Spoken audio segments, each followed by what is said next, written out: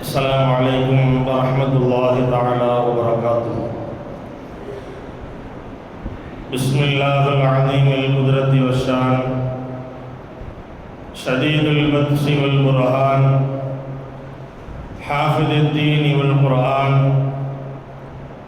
ما شاء الله كان وما لم يشأ لم يكن لا حول ولا قوة إلا بالله العلي العظيم. الحمد لله نحمده ونستعينه ونستغفره ونؤمن به ونتوكل عليه ونعوذ بالله من شرور أنفسنا ومن سيئات أعمالنا. من يهده الله فلا مضل له ومن يضلل فلا هادي له. ونشهد أن لا إله إلا الله وحده لا شريك له. ونشهد أن سيدنا ونبينا ومولانا محمدا عبده ورسوله أرسله بالحق بشيرا ونذيرا وداعيا إلى الله بإذنه وسراجا منيرا. أما بعد فقد قال الله تعالى في القرآن العظيم والفرقان المجيد فأعوذ بالله من الشيطان الرجيم بفضل بسم الله الرحمن الرحيم. وَلَقَدْ نَصَرَكُمُ اللَّهُ بِبَدْرٍ وَأَنْتُمْ أَذِلَّةٌ. صدق الله العلي العظيم. புதிவாழ்வு புனிதம் பெற ஃபுர்கானை புவிக்கழித்த பேருபகாரி அல்லாஹுவுக்கு அனைத்து புகழும் உரித்தாகட்டுமாக. யாரை படைக்காவிட்டால் வையகத்தையே நான் படைத்திருக்க மாட்டேன் என்று இறைவன் பறைசாட்டினானோ அப்படிப்பட்ட நாயகர் திருமேனி ஸல்லல்லாஹு அலைஹி வஸல்லம் அன்னவர்கள் மீதும் அன்னவர்களின் வாழ்க்கை நெறிகளை தங்களுடைய வாழ்க்கையில் கடுகளவும் பிசகாது பின்பற்றி ஒழுகிய அருமை சஹாபாக்கள் மீதும் தாபிஈன்கள் தபஅத் தாபிஈன்கள் இமாம்கள் அவுலியாக்கள் சுஹதாக்கள் நாதாக்கள் நல்லவர்கள் நம்மவர்கள் புனிதம் நிறைந்த பத்ர் சுஹதாக்களுடைய நினைவு தினத்தில் இங்கு கூடியிருக்கிற நம் அனைவர்கள் மீதும் அல்லாஹு தஆலாவின் சாந்தியும் சமாதானமும் என்றென்றும் நின்று நிலவட்டமாகுக. இறைவனின் இறையில்லமாம் திரு கஅபா ஷரீஃபையும் இறை தூதுவரின் பூங்காவனம் ரௌலா ஷரீஃபையும் புனிதம் நிறைந்த பைத்துல் முகத்தஸையும் திரும்ப திரும்ப குடும்பத்தோடு சந்திக்கக்கூடிய நல்ல நசீபை வல்ல ரஹ்மான் நம் அனைவர்களுக்கும் தந்து அருள்புரிவானாக. புனிதமான இந்த மஜ்லிஸிலே நாம் எல்லாம் எப்படி ஒன்று கூடி அமர்ந்திருக்கிறோமோ இதுபோன்று நாளைய சுவனத்தில் நபிகள் நாயகம் ஸல்லல்லாஹு அலைஹி வஸல்லம் அன்னவர்களோடு ஒன்று கூடி அமரக்கூடிய பாக்கியத்தை வல்ல ரஹ்மான் நம் அனைவர்களுக்கும் தந்து அருள் புரிவானாக.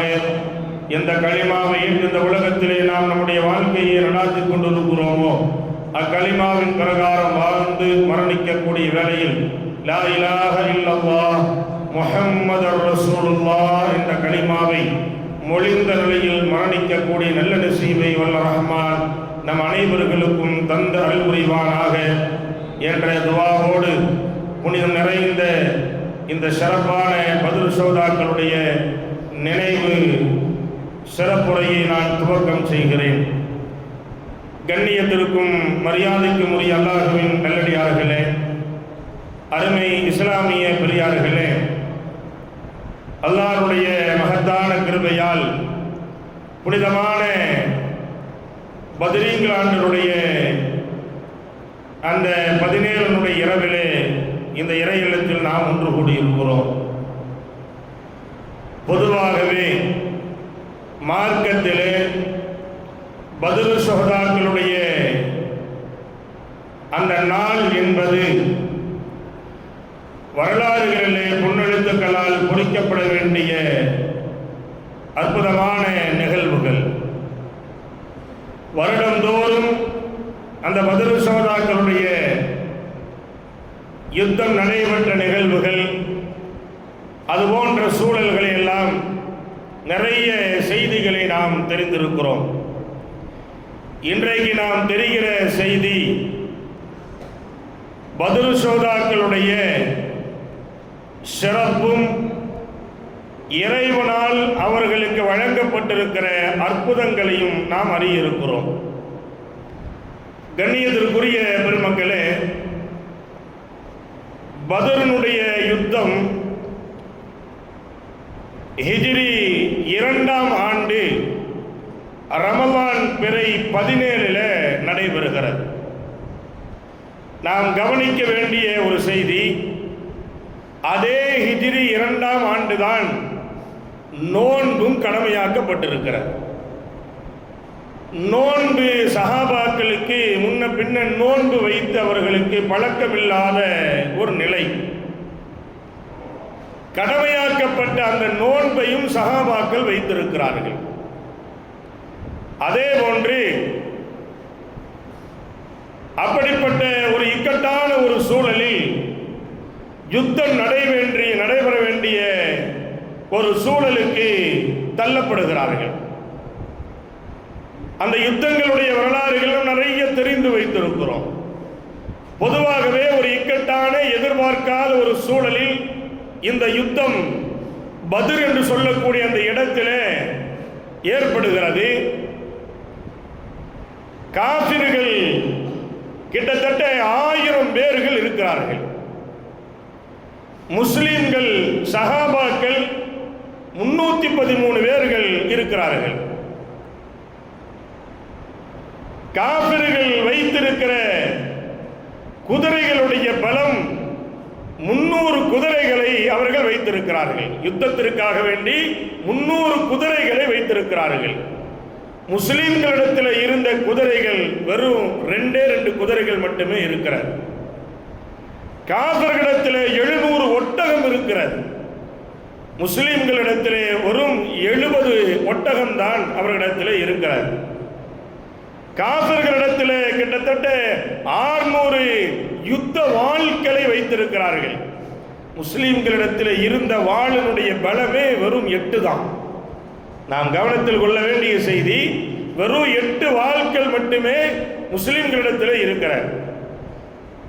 அதாவது போர்களை தடுக்கக்கூடிய இந்த கேடயம் என்பது அவர்களிடத்திலே 600 கேடயங்களை வைத்திருக்கிறார்கள்.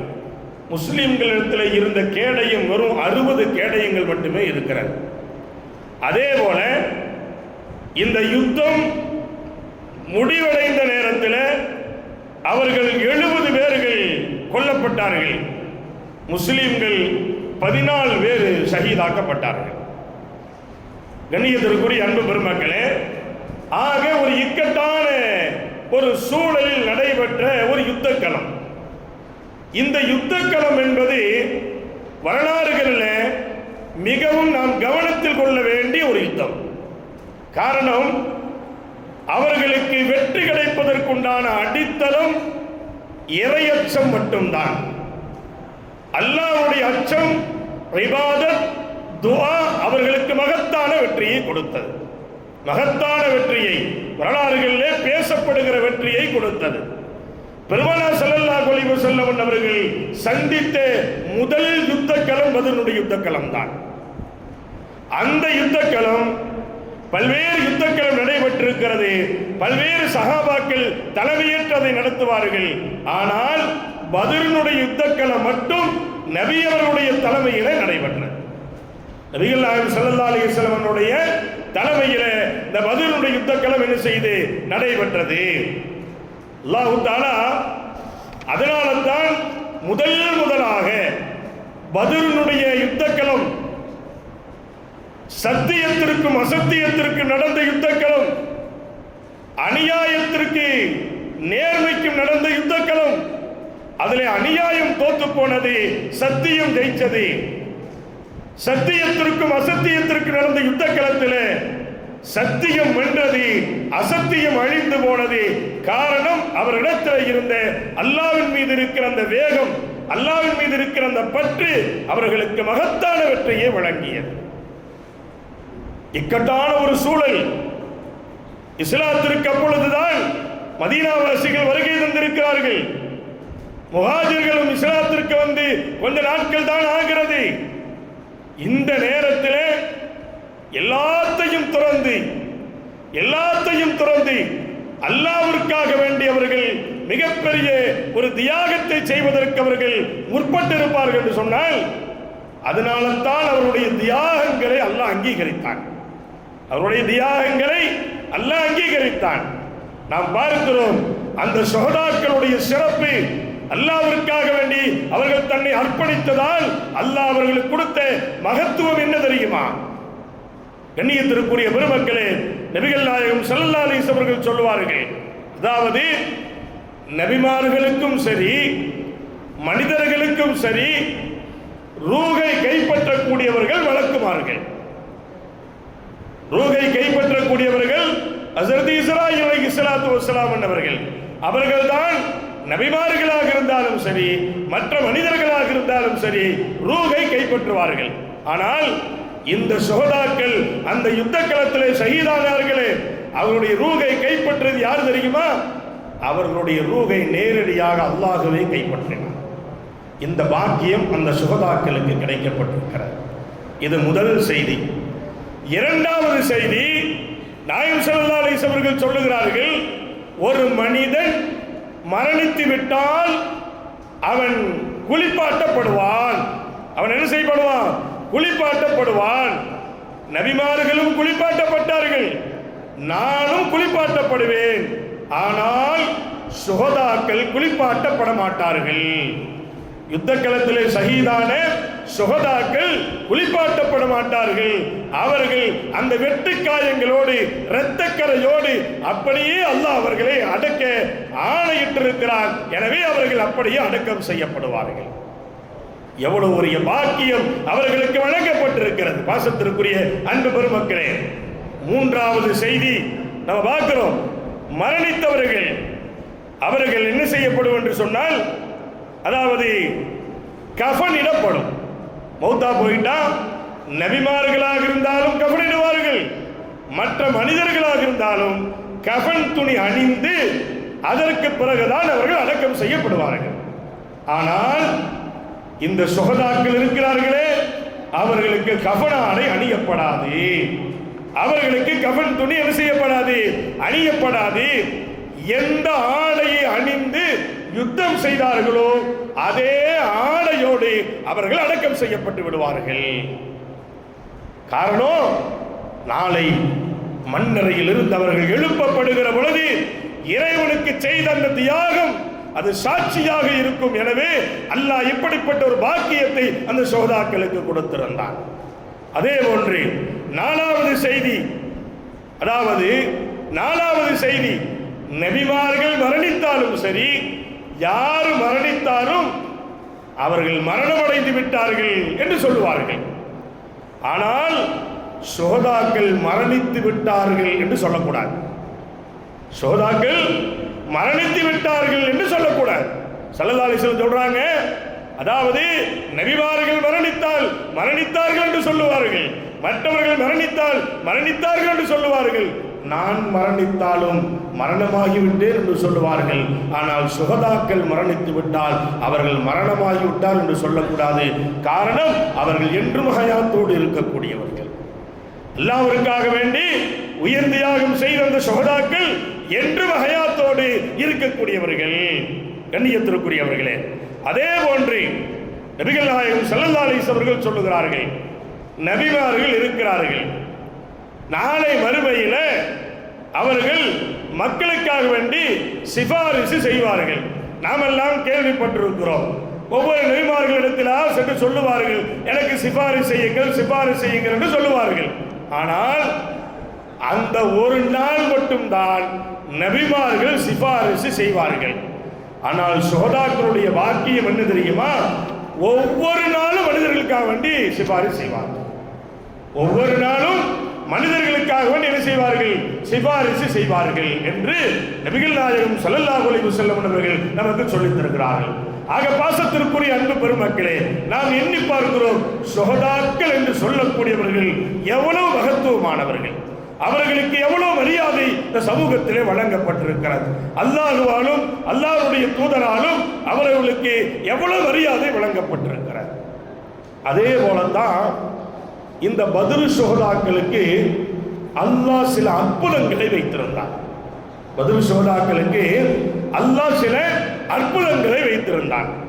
என்ன அற்புதம் என்று சொன்னால், அதாவது பத்ர் யுத்த களத்தில் நாளை யுத்தம் நடைபெறுகிறது. பிறை 17 காலையில் யுத்தம் நடைபெறுகிறது. யுத்தம் நடைபெறுகிற முந்தைய இரவு யுத்தத்திற்கு போன சஹாபாக்கள் எல்லாமே தூங்கிட்டாங்க. அல்லாஹ் எல்லாத்துக்குமே தூக்கத்தை கொடுத்துட்டான்.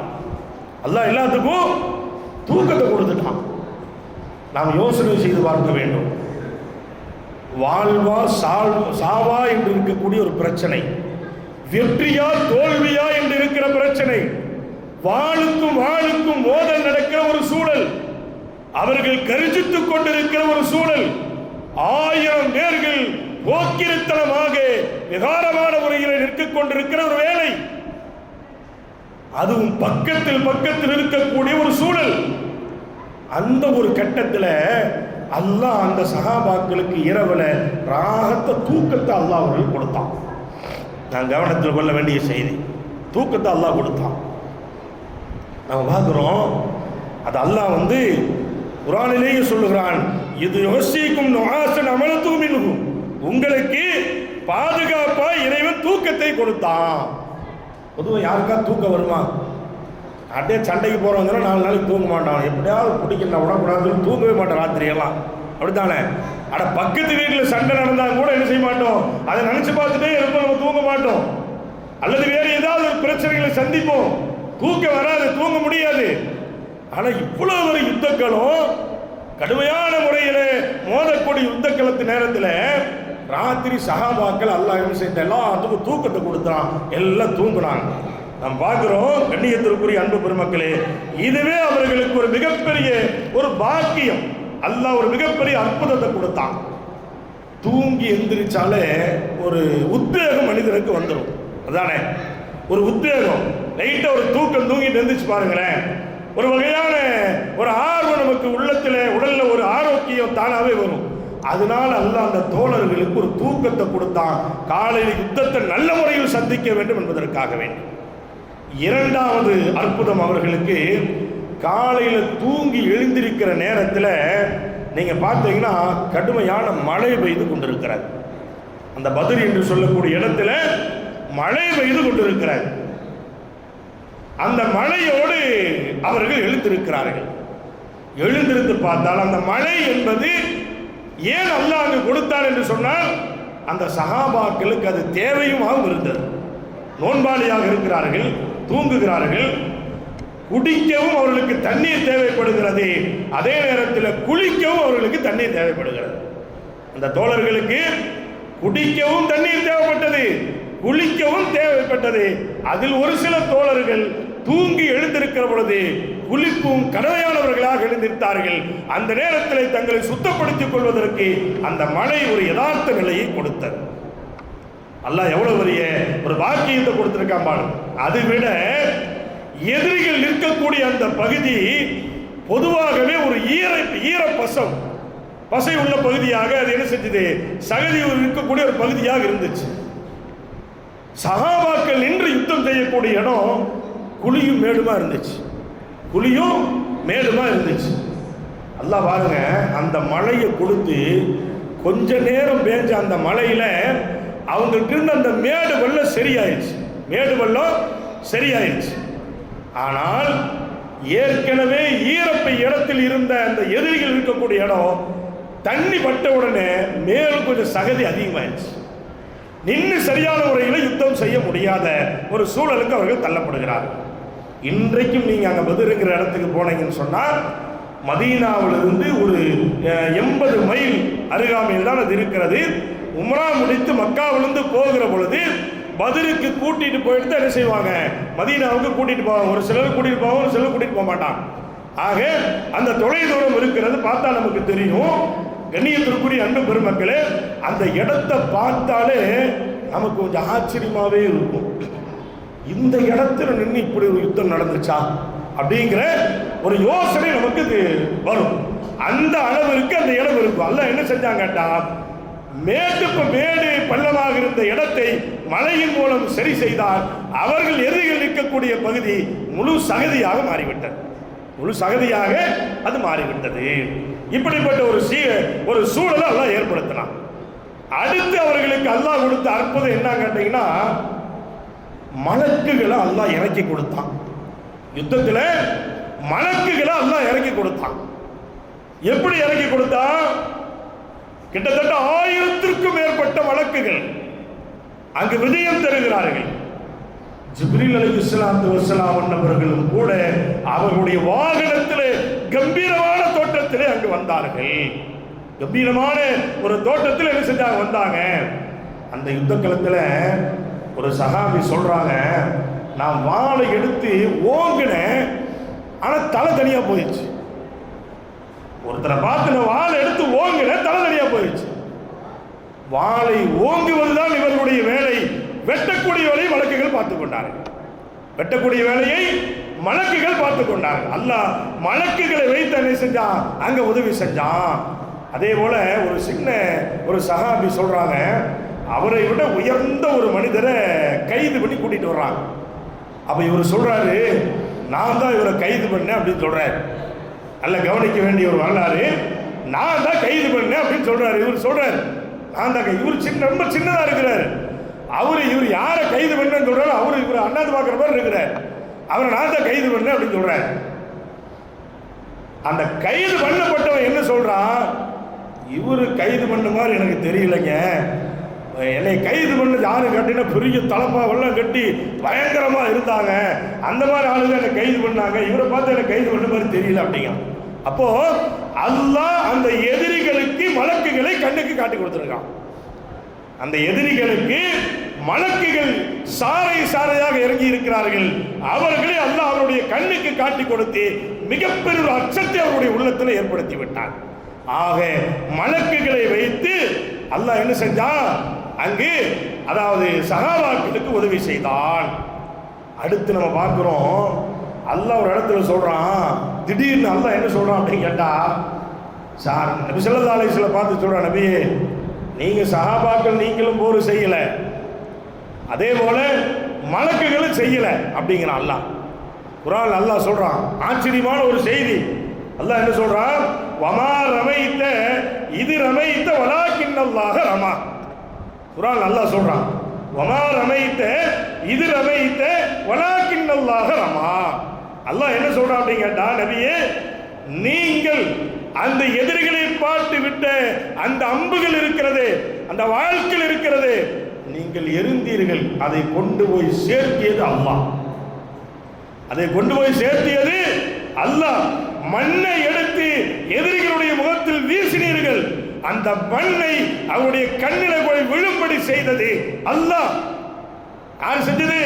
அல்லாஹ் நான் செய்திருக்கிறேன். நீங்கள் வாளை எடுத்து வீசினீர்கள், வீசத்தான் உங்களால் முடிந்தது, வெட்டியது அல்லாஹ். அதனால தான் அல்லாஹ் சொல்றான், ரமைத்த இது ரமைத்த வலாக்கின்னல்லாஹ ரமா. எல்லாம் செய்ய முற்பட்டீர்கள், செய்து முடித்ததெல்லாம் அல்லாஹ்.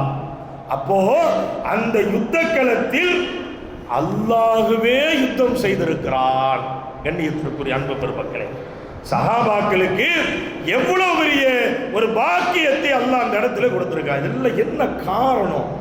அந்த சஹாபாக்களுக்கு இருந்த இரையச்சம், அந்த சஹாபாக்களுக்கு அல்லாஹ்வின் மீது இருந்த அந்த தேட்டம், அந்த பாசம், அந்த பிரியம், இந்த மார்க்கத்தின் மீது இருந்த அவருடைய அந்த பற்று.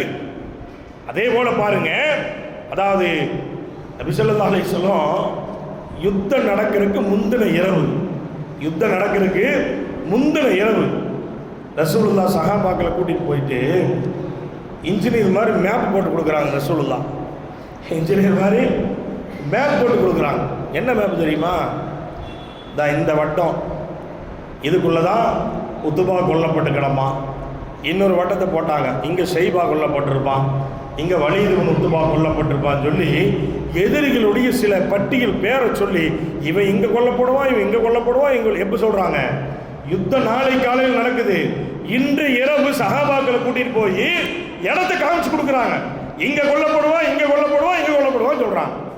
அதாவது ஹஜ்ரத் இப்னு மஸ்ஊத் ரலியல்லாஹு தஆலா அன்ஹு சொல்கிறாங்க, ரசூலுல்லாஹி ஸல்லல்லாஹு அலைஹி வஸல்லம் எந்த வட்டத்தை போட்டு இங்கே இவன் செத்து கிடப்பான்னு சொன்னாங்களோ அதே இடத்துல அந்த வட்டத்தில் கொஞ்சம் கூட மேலே போகவோ கீழே போகவோ தெரியாம அதே வட்டத்துக்குள்ள அவன் தலை கடந்தது அப்படிங்கிறான் இப்னு மஸ்ஊத் ரலியல்லாஹு. அந்த யுத்த காலத்தை பார்த்து என்ன செய்யறாங்க? அவங்க சொல்றாங்க, நபி ஸல்லல்லாஹு அலைஹி வஸல்லம் எங்கே காட்டி தந்தாங்களோ அங்கேயே கடந்தது அப்படிங்கிறான். பாசத்திற்குரிய அன்பு பெருமக்களே, ஸல்லல்லாஹு அலைஹி வஸல்லத்துக்கு நாளைக்கு என்ன நடக்கும்னு சொல்லக்கூடிய ஆற்றல் ரசூலுல்லாஹ்க்கு இருக்குது. யாரோ எவரோ சொல்லுவார்கள் ரசூலுல்லாஹ்க்கு மறைவான ஞானமெல்லாம் கிடையாது அப்படின்னு. மறைவான ஞானமெல்லாம் கிடையாதுங்குவாங்க. இது பத்ரில் நடந்த வரலாறு தான் இது. அப்போ எப்படி ரசூலுல்லாஹ்க்கு தெரிஞ்சுது? ரசூலுல்லாஹ்க்கு எப்படி தெரிஞ்சு? சரி சொல்லி இருந்து மாறி நடந்திருந்தாலும் பரவாயில்ல, மாறி நடக்கலையே, என்ன சொன்னாங்களோ அப்படியே நடந்தது. அதே போல அடுத்து ஸல்லல்லாஹு அலைஹி வஸல்லத்துக்கு அந்த சஹாபாக்களுக்கு அடுத்த ஒரு அற்புதம் நடந்தது. என்ன அற்புதம் கேட்டீங்கன்னா, எல்லாம் யுத்தம் முடிஞ்சிருச்சு, அவர்கள் எல்லாம் செத்து போனார்கள். அவர்கள் எல்லாம் போய் ஒரு இடத்துல ஒரு கிணத்துக்குள்ள கொண்டு எல்லாத்தையும் கொண்டு கொட்டியாச்சு, குப்பையை கொட்டுற மாதிரி கொட்டியாச்சு. போய் கிணத்துக்கு மேலே நின்று ரசூலுல்லாஹ் அவனுக்கு எல்லாம் பார்த்து பேசுகிறாங்க. என் இறைவன் எனக்கு கொடுத்த வாக்குறுதியை எனக்கு நிறைவேற்றி இருக்கிறான், உங்களுடைய வாக்குறுதி எல்லாம் என்ன ஆயிடுச்சுன்னு கேட்குறாங்க. அப்போ பின்னாடி நின்று உமர் எல்லாம் கேட்குறாங்க, யாரும் சொல்லலாம், என்ன நீங்கள் செத்தவங்கள்ட்ட போய் பேசிகிட்டு இருக்கிறீங்க, செத்தவங்கள்ட்ட போய் அவனை செத்து கொண்டு உள்ளே போட்டாச்சு, அவன்கிட்ட போய் பேசிகிட்டு இருக்கீங்களே, அவர்கள் எல்லாம் கொண்டு போட்ட கிணறு இன்னும் அங்கே இருக்குது, போய் போட்ட கிணறு இன்னும் அந்த பத்ர் என்று சொல்லக்கூடிய இடத்துல இருக்குது, போனால் பார்க்கலாம் இன்ஷா அல்லாஹ். அதை பார்க்குற நசீபை எல்லாம் அந்த பகுதியெல்லாம் பார்க்குற நசீபை எல்லாம் நம்ம அத்தனை பேர்களுக்கும் தருவானார். கண்ணியத்திற்குரியவர்களே, அங்கே போட்ட இடத்துல பேசுகிறோம். உமர் எல்லாம் சொன்னோன்னே ரசூலுல்லாஹ் சொன்னாங்க, உமரே உன்னை விட அவங்க நல்லா கேட்பாங்கன்னு சொன்னாங்க. சொல்லக்கூடிய செய்திகளை உன்னை விட யார் நல்லா கேட்பா? அவர்கள் கேட்பார்கள், பதில் சொல்ல முடியாது, ஆனால் கேட்கிற ஆற்றல் அவர்களுக்கு இருக்கிறது என்று நபிகள் நாயகம் ஸல்லல்லாஹு அலைஹி வஸல்லம் சொன்னாங்க. அதே போல கண்ணியத்திற்குரியவர்களே, அந்த யுத்தம் நடப்பதற்கு முந்தைய இரவு நபிகள் நாயகம் ஸல்லல்லாஹு அலைஹி வஸல்லம் அவர்கள் சஜ்தாவிலே விழுந்து அல்லாஹ்விடத்திலே துஆ செய்தார்கள். யா ஹய்யு யா கய்யூம் பிரஹ்மத்திக அஸ்தகீஸ். துஆ செய்கிறார், ரப்பே இந்த யுத்த களத்தில் முஸ்லிம்களுக்கு வெற்றி கிடைக்கவில்லை என்று சொன்னால் லா இலாஹ இல்லல்லாஹ் என்று சொல்லுவதற்கு உலகத்திலே ஆள் இல்லாமல் போய்விடுவார்கள். அசத்தியம் வெற்றி பெற்று விட்டது என்று சொன்னால் சத்தியத்திற்கு இங்கு வேலை இல்லாமல் போய்விடும். ரப்பே, சஹாபா பெருமக்கள் நோன்பு வைத்திருக்கிறார்கள், இறையச்சத்தோடு உனக்காக வேண்டி மிகப்பெரிய தியாகத்தை எடுத்துக்கொண்டு இங்கு வருகை தந்திருக்கிறார்கள் ரப்பே, எனவே இந்த தோழர்களுக்கு நீ வெற்றியை கொடு என்று சொல்லி அழுதார்கள். பெருமானார் ஸல்லல்லாஹு அலைஹி வஸல்லம் அவர்கள் அதாவது சஜிதாவிலே கடந்து அழுதார்கள். இன்றைக்கு அவர்கள் சஜிதா சென்ற அந்த இடம் ஒரு பள்ளிவாசல் அங்கு கட்டப்பட்டிருக்கிறது, நாம் பார்த்தால் தெரியும். கண்ணியத்திற்குரிய அன்பு பெருமக்களே, அதே போன்று யா ஹய்யு யா கய்யூம் பிரஹ்மத்திக அஸ்தகீஸ். அதனால தான் எவ்வளவு பெரிய சிக்கல் வந்தாலும் சரி, எவ்வளவு பெரிய கஷ்டம் வந்தாலும் சரி, எப்படிப்பட்ட இன்னல்கள் வந்தாலும் சரி, இந்த திக்ரை நீங்கள் ஓதி பாருங்கள், அல்லாஹ் வாழ்க்கையிலே மாற்றத்தை தருவான். அல்லாஹ் வாழ்க்கையிலே மாற்றத்தை தருவான். எனவேதான் யா ஹய்யு யா கய்யூம் பிரஹ்மத்திக அஸ்தகீஸ் ஸல்லல்லாஹு அலைஹி வஸல்லம் செஞ்சாங்க, ஓதுனாங்க. அல்லாஹ் தஆலா அந்த பத்ர் ஷஹதாக்களுக்கு மகத்தான வெற்றியை கொடுத்தான். அவர்கள் 70 பேர்கள் கொல்லப்பட்டார்கள். மமதையோடு இருந்தார்கள். நாங்கள் 1000 பேர் இருக்கிறோம் என்று இருந்தார்கள். 1000 பேர் இருக்கிறோம் என்று இருந்தார்கள். நாங்கள் பெரும்பான்மை என்று அவர்கள் மாறுதட்டி கொண்டிருந்தார்கள். சிறுபான்மையினால் ஒன்று முடியாது, அவர்கள் ஏதோ விரல் விட்டு எண்ணக்கூடிய அளவுக்கு இருக்கிறார்கள் என்று அவர்கள் இலக்கணாட்டமாக அவர்கள் கருதி இருந்தார்கள். அல்லாஹ் அந்த சிறுபான்மையினருக்கு மகத்தான வெற்றியை கொடுத்தான். பெரும்பான்மை என்று சொல்லுகிற அந்த போக்கிரிகள் மிகப்பெரிய ஒரு தோல்வியை கண்டார்கள் என்பதை வரலாறுகள் சொல்லுகிற பாடமாக இருந்து கொண்டிருக்கிறார். எனவேதான் அந்த யுத்த களத்தில் கலந்த சஹாபாக்கள் உயர்ந்த இடத்தை பிடித்தவர்கள், உயர்ந்த அந்தஸ்தை பெற்றவர்கள். எனவேதான் அவர்களுடைய பெயர்களை சொல்லி நாம் கேட்கிற பிரார்த்தனை அல்லாஹ்விடத்தில் ஒப்புக்கொள்ளப்படும். 313 பேரை ஓதி நாம துஆ செஞ்சா நம்முடைய என்ன ஆட்டங்கள் தேட்டங்கள் இருந்தாலும் அல்லாஹ் அதை நிறைவேற்றி தருவான். அது மட்டுமல்ல, வாசத்திற்குரிய அன்பு பெருமக்களே, எந்த துஆவை நாம் செய்தாலும் துஆ செய்துவிட்டு இறைவா பத்ரீங்களுடைய வரக்கத்தை கொண்டு இதனை ஏற்றுக்கொள் என்று அவர்களை முன்னிறுத்தி கேட்டால் அல்லாஹ் உடனே அதை ஒப்புக்கொள்ளுகிறான். அந்த பத்ர் ஷஹதாக்களுக்கு இருக்கிற ஒரு மிகப்பெரிய மகத்துவம் என்ன தெரியுமா? இனியும் சில மகத்துவங்கள் அவருக்கு இருக்கிறது. அந்த பத்ரி அவர்கள் தோழர்களுக்கு மத்தியிலே ஏதாவது பத்ர் ஷஹதாக்கள் இருந்தால் இமாமத்தை அவர்கள் தான் செய்வார்கள். வேற எந்த சஹாபாக்களும் பத்ரில் கலந்து கொண்ட சஹாபாக்களை முந்தி போய் தொழு வைக்க மாட்டாங்க. அதே போல ஏதாவது பஞ்சாயத்து நடந்துட்டு இருக்கிற இடத்துல பதிரில் கலந்து கொண்ட சஹாபிகள் யாராவது இருந்தால் அவர்கள் பஞ்சாயத்து பேச மாட்டாங்க, அவங்க பார்த்துக்குவாங்கன்னு ஒதுங்கிடுவாங்க. அதே போல எங்காவது பேசக்கூடிய இடத்தில் பதிலில் கலந்து கொண்ட சஹாபிகள் வந்துவிட்டால் இவர்கள் சப்தத்தை உயர்த்த மாட்டார்கள், பேச்சை அப்படியே என்ன செய்வார்கள், மௌனமாக்கி விடுவார்கள். காரணம், அந்த பதில் எங்களுக்கு கொடுக்கிற மரியாதை அது. அதனால தான் அல்லாஹ் சொன்னான், யஅமலூமா ஷஅத்தும். அந்த தோழர்களை பார்த்து அல்லாஹ் பகிரங்கமாக சொல்லிவிட்டான், என்ன வேணுமாலும் நீங்கள் செஞ்சுக்குங்க, போங்க, செஞ்சதும் சரி, இனி செய்கிறதா இருந்தாலும் எதை வேணாலும் செஞ்சுக்கணும்னு அனுமதி கொடுத்தான். யாருக்கு? பத்ர் சஹாபாக்களுக்கு அனுமதி கொடுத்தான். அதனால தான் பாசத்திற்குரிய அன்பு பெருமக்களே, அவர்களுக்கு இவ்வளவு மகத்துவங்கள் மரியாதைகள் என்ன செய்கிறது, அந்த பத்ர் ஷோதாக்களுக்கு இருக்கிறது. இன்றைக்கு நாம் அதனுடைய அருமை பெருமைகளை நாம் தெரியாமல் இருக்கிறோம். இன்னைக்கு எவ்வளவு ஒரு அற்புதமான நாள் இன்றைய நாள். இந்த நாளில் இந்த சஹாபாக்களுக்கு வெற்றி கிடைக்கவில்லை என்று சொன்னால் நிச்சயமாக நாமெல்லாம் இன்றைக்கு முஸ்லிமாக இருந்திருக்க முடியாது. அல்லாஹ் சொல்லுகிறான், வலக்கத் நஸரக்குமுல்லாஹு பிபத்ரின் வஅன்தும் மதில்லா வத்தகுல்லாஹ லஅல்லகும் துஃப்லிஹூன். அல்லாஹ் என்ன சொல்றான்னு சொன்னா, நீங்கள் குறைந்தவர்களாக இருந்தீர்கள், ஆனால் குறைந்தவர்களாக இருந்தும் கூட உங்களுக்கு மகத்தான வெற்றியை நாம் தந்தோம் என்று அல்லாஹ் சொல்லுகிறான் என்று சொன்னால் அல்லாஹ்வுக்காக வேண்டி அர்ப்பணம் செய்தார்கள். பாசத்திற்குரிய அன்பு தோழர்களே, மார்க்கத்தை எதிர்க்கிறார்கள், ஷரியத்தை கொலை செய்ய வருகிறார்கள் என்ற வருகிற பொழுது அவர்கள் அப்பொழுதுதான் இஸ்லாத்தை தழுவிய தோழர்கள் எல்லாம் இருக்கிறார்கள். நோன்பு அப்பொழுதுதான் வைத்திருக்கிறார்கள். அதையும் கூட பொருட்படுத்தாமல் இருக்கிற சில உணவுகளை கையிலே எடுத்துக்கொண்டு இறைவனுக்காக வேண்டி தியாகம் செய்வதற்காக வேண்டி சென்றார்களே, அல்லாஹ் அவர்களை அங்கீகரித்து விட்டான், அல்லாஹ் அவர்களை ஒப்புக்கொண்டு விட்டான். அவர்களுக்கு நிகர் இந்த உலகத்திலே வேறு யாரும் இல்லை என்று சொல்லும் அளவிற்கு அவருடைய சூழல்களை அல்லாஹ் உருவாக்கி விட்டான். இன்னொரு செய்தியும் கூட இருக்கிறது, என்ன தெரியுமா? ஜிப்ரீல் அலைஹிஸ்ஸலாத்து வஸ்ஸலாம் அன்னவர்கள் வந்து நபிகள் நாயகம் ஸல்லல்லாஹு அலைஹி வஸல்லம் இடத்தில் கேட்பார்கள், பத்ரீங்களுக்கு என்ன சிறப்புன்னு கேட்பாங்க. கேட்கிற நேரத்தில் ரசூலுல்லாஹ் சொல்லுவாங்க, எங்களை விட அந்த பத்ரீங்கள் உயர்ந்தவர்கள் சொல்லுவாங்க, அவங்களுக்கு அதுதான் சிறப்புன்னு சொல்லுவாங்க. எங்களை விட, என்னுடன் இருக்கிற தோழர்களை விட பத்ரிலே கலந்து கொண்டவர்கள் உயர்ந்தவர்கள் என்று சொல்லுகிற பொழுது ஜிப்ரீல் அலைஹிஸ்ஸலாம் ஒரு செய்தியை சொல்லுவாங்க, நீங்க அப்படி சொல்றீங்களா? மலக்குகள் எல்லாம் சிறந்தவர்கள் தான், அந்த மலக்குகள் சிறந்தவர்கள் யார் தெரியுமா? பத்ரில் யுத்த யுத்தத்தில் கலந்து யுத்தம் செஞ்சாங்கிற மலக்குகள், அந்த மலக்குகளை விட சிறந்தவர்கள் என்று சொன்னார்கள். அப்ப யோசனை செய்து பாருங்கள், எந்த அளவுக்கு அல்லாஹு தாலா அந்த பத்ர்களுடைய அந்தஸ்தை அல்லாஹ் உயர்த்தி வைத்திருக்கிறார் என்பதை நாம் விளங்க வேண்டும். கண்ணியத்திற்குரியவர்களே, இந்த பத்ர் நமக்கு தருகிற பாடம் என்னவென்று சொன்னால் இறையச்சம், அல்லாஹ் மீது இருக்கிற பற்று, இந்த மார்க்கத்தின் மீது இருக்கிற பிரியம், நபிகள் நாயகம் ஸல்லல்லாஹு அலைஹி வஸல்லம் அன்னவர்கள் மீது வைத்திருந்த முஹப்பத் ஒரு மகத்தான வெற்றியை தந்தது. உலகம் உள்ளவரை அது பேசிக் கொண்டிருக்கிறது. அல்லாஹ் சுப்ஹானஹு வ தஆலா ஹயாத்து உள்ளவரை அந்த பத்ர் ஷோதாக்களை எண்ணி பார்த்து அவர்கள் காட்டிய வழிகளை நடக்கிற நல்ல நசீபை அல்லாஹ் நம் அத்தனை பேர்களுக்கு வழங்கி அருள் புரிவானாக. என்றும் ஹயாத்து உள்ளவரை அந்த பத்ரீங்களை முன்னிறுத்தி பிரார்த்தனை செய்வதற்கும் அந்த பத்ரீங்களை முன்னிறுத்தி எல்லா காரியங்களை செய்வதற்கு அல்லாஹ் கிருபை செய்வானாக. துஆ செய்வதோடு அதனுடைய மிகப்பெரிய ஒரு மகத்துவம் தான் பாசத்திற்குரிய அன்பு பெருமக்களே, நம்ம பள்ளிவாசலுக்கும் கூட பெயர் பத்ருல் இஸ்லாம் அனுப்பி சொன்ன ஜமாத்துன்னு வச்சது எதற்காக வேண்டி? அந்த பத்ரீகளுடைய ஞாபகத்திற்காக வேண்டி தான் வைக்கப்பட்டிருக்கிறது. அதே போன்றுதான் நாம் ஒரு பெண்கள் அரபிக் கல்லூரி நடத்தி கொண்டிருக்கிறோம். உங்களுக்கு தெரியும், ஜாமியா பத்ரியா என்று பேர் வைத்தது அந்த பத்ர் ஷோதாக்களுடைய அந்த பாக்கியம் அந்த பிள்ளைகளுக்கு கிடைக்கப்பட வேண்டும் என்பதற்காக வேண்டித்தான்.